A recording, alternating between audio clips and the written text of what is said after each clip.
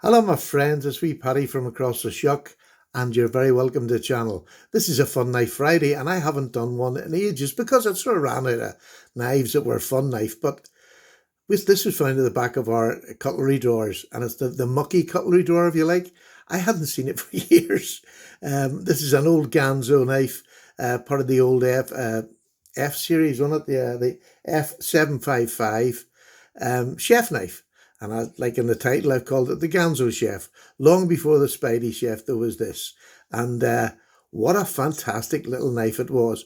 Now, it was flawed. There was blade wrap when you closed it with the access lock.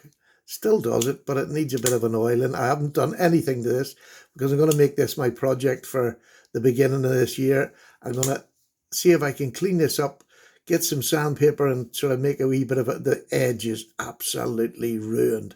It's not the edge as such, but the blade itself is well scratched, well used and loved knife. I loved this when it came out. But as I say, it was flawed. You got blade wrap on it when you closed it hard enough. Now, a few sharpenings and that went away. Not a problem. But a lot of people didn't want to do sharpening. And so the knife I don't think it took off as well as it should have as far as Ganzo knives go. But it'd be interesting to see if anybody else has got one out there and have kept it. I love this. I absolutely loved it and used it for everything, not just the kitchen, everything. It was a super knife. It's just under 8 inches long. It's got a cutting edge of 3 inches.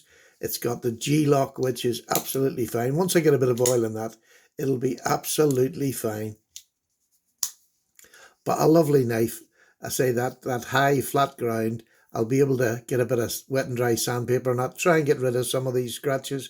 It'll never be perfect again. I don't care. I will use this in the kitchen again now. I've had the Spidey Chef. Love the Spidey Chef. Great knife. But this will take its place now. This will be the cheaper version of the Spidey Chef. And look, I'm not a fancy chef. I just want something to cut things up, dice things. This is perfect.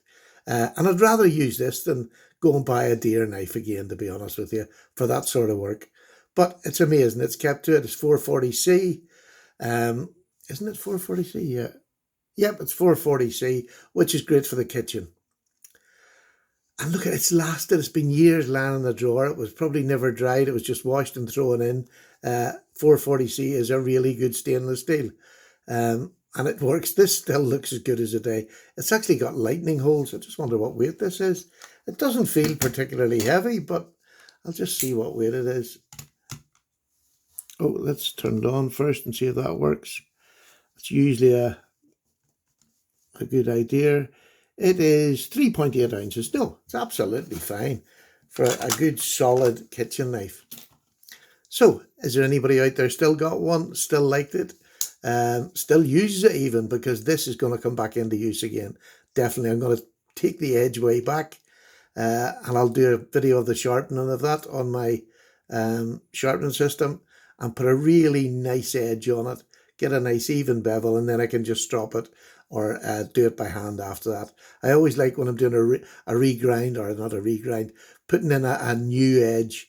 I just like to do that on the machine, get a nice perfect bevel along there.